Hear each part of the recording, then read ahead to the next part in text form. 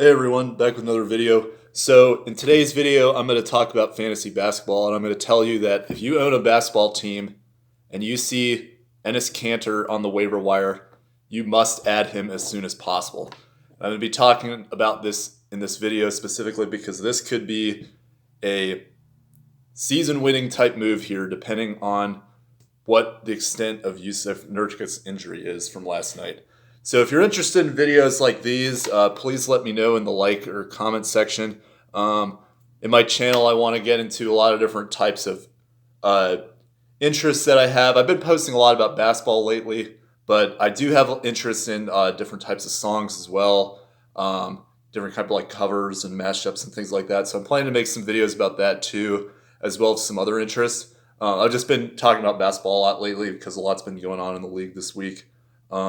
But yeah, let me know what you think of stuff like this. But let's get to the video. So last night in the Portland Trailblazers game against the Indiana Pacers, Jusuf Nurkic, their starting center, fractured his wrist, and we don't know the extent of the injury yet because he just had the initial test last night after the game and it revealed a fracture. But depending on how long depending on how serious it is, he may be out for a extended amount of time. His backup center, Enes Kanter, who in one of my previous videos that I made about a week ago, I talked about how Enes Kanter is a good waiver wire ad because of the production that he's providing in points and rebounds, particularly if you're in a point format league. He's a very valuable asset out there. But now that Jusuf Nurkic is going to be out for quite a while potentially, Enes Kanter is a must-add player. So I'm going to get into the specifics of why.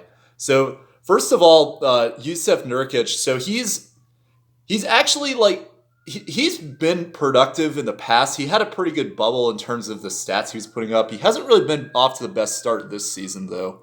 So looking at my phone here to see the specific stats, he's averaging about 23 minutes a game, and part of this is because he's it still hasn't been too long since he had the compound leg fracture. He's still possibly getting into condition from that. He played a little bit in the bubble, but he still hasn't played a ton of actual games since the injury, and the season's been kind of out of whack, so he's probably not in the best shape from what I've gathered. I haven't actually watched one of their games this season, but that's just in general what I've heard. But across 23 minutes a game, he's averaging 7 rebounds. He's shooting 45% from the field, averaging 9.8 points, and got 0.9 blocks, 0.3 threes. He does have a little more range. He does have a little more playmaking ability as well. So 2.8 assists a night. So and then meanwhile, you look at Enes Kanter, who's averaging 10 minutes a game, 10 points a game, and 8.9 rebounds a game over 18 minutes. And you may wonder, well, why are they not playing Kanter in the first place? And Jusuf Nurkic is a significantly better player in terms of the contribution they provide to the team. Kanter is more of just kind of an empty stats guy, but for fantasy basketball, it doesn't really matter who's actually the better player. It's more about stats. So in this situation, you take a look at Enes Kanter's stats. So as I just mentioned, he's scoring 10 points a game and 8.9 rebounds a game, but that's over only 18.7 minutes. So based on his averages, he's averaging almost 1 rebound every other minute and about a point and a half every minute, or excuse me, a point and a half every 2 minutes. So, I mean, this is pretty good. This is pretty good production for limited minutes. And that was why I was saying that you should add him, because if anything were to happen to Jusuf Nurkic, he's even while Nurkic is there, he's still producing very well. But now that Nurkic is not in the lineup, all the minutes that went to Jusuf Nurkic are now going to be going to Enes Kanter, because this team doesn't truly have any other bigs that they can, any true centers on the lineup. They have Harry Giles, but he's never really produced at a very high level in the NBA. Melo they could potentially use as the small ball 5, but I think that's asking a little much of him.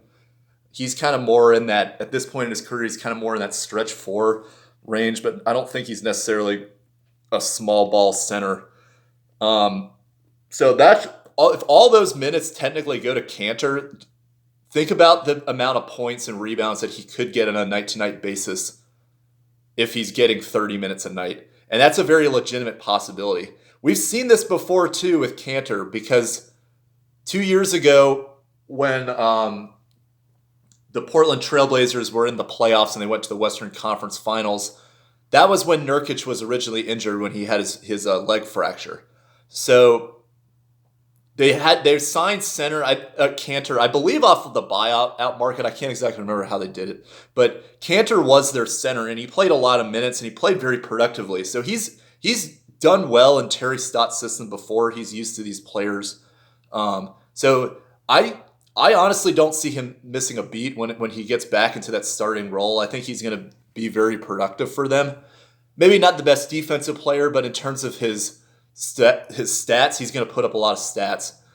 And the biggest reason I say this is because he is only 33% owned right now. And if you look at the plus-minus gain that if you use ESPN Fantasy Basketball, it gives you a plus-minus pickup of whether or not guys are getting picked up or dropped. I think it's only like +4. I'd have to go back and double check. But he's out there in over 2/3 of leagues, basically. And if he is out on the waivers, I'm telling you today, you have to pick up as soon as you watch this video, because as people find out more news about Jusuf Nurkic, he could potentially be out for 2-3 months, depending on the extent of this wrist injury. Think about Steph Curry when he had his hand fracture last year. He missed almost the entire season last year.